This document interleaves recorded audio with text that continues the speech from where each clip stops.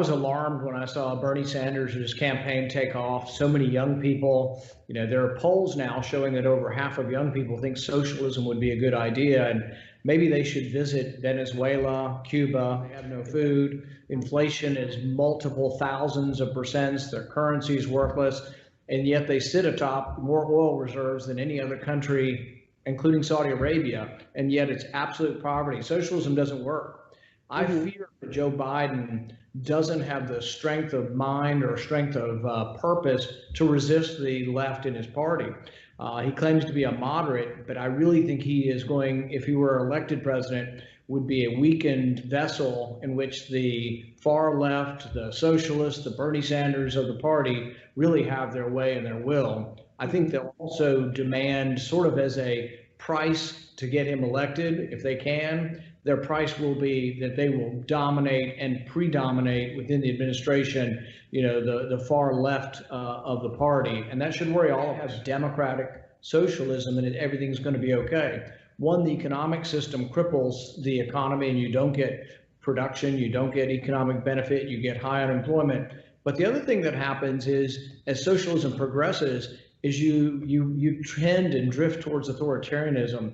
You end up having violence as a side effect of the government trying to own things, because if they want to own the means of production, someone already owns the means of production, and that's us, right, the private individuals. So when they come to get it, they have to use violence. So I'm very, very worried. But I think part of our message, not only in supporting President Trump, but also explaining to young people the disaster that is socialism, and that we don't want that in our country. And I loved in the State of the Union when the president said, right, America will never be a socialist country. And that's what this is about. Ultimately, people say it's not, it is. You're going to have socialists in the next administration. I promise you there will be Bernie Sanders socialists in the next administration if we let Biden win. What I call it is the big heart, small brain policy. okay. They aren't really thinking it through. They want to help people, and I think they honestly do. Their motivation. Yeah, this explains it. Okay. But in the end, what happens is, because they're not using their brain, they don't look at history and see that inevitably poverty, famine.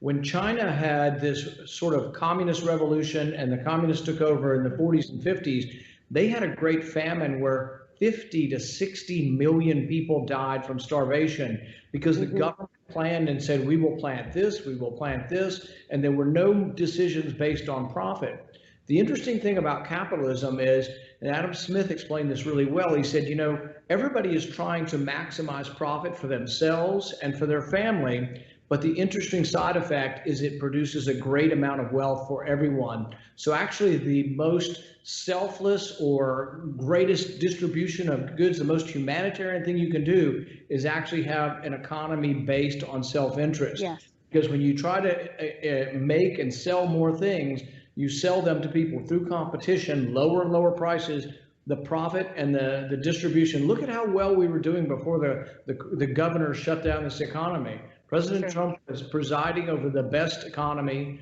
and the best capitalist economy we had in decades. When I hear them saying he's a moderate and talking about how he's going to govern as a moderate, I think of the sort of the quote from Romney that Romney said he had binders full of women. I see Biden saying, I've got binders full of socialists. I've got binders full of socialists. Exactly. That's so inclusive in my administration.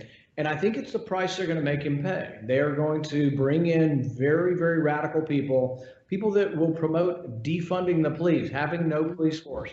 I think that's crazy. I think it's insane. And I hope it's enough that people will say they want some stability in our country. There really should be a transition. This should be a big election where people finally say enough's enough. I don't want to live in this crime-ridden neighborhood. I want somebody who will bring law and order and peace to my community. And the Democrats haven't done it.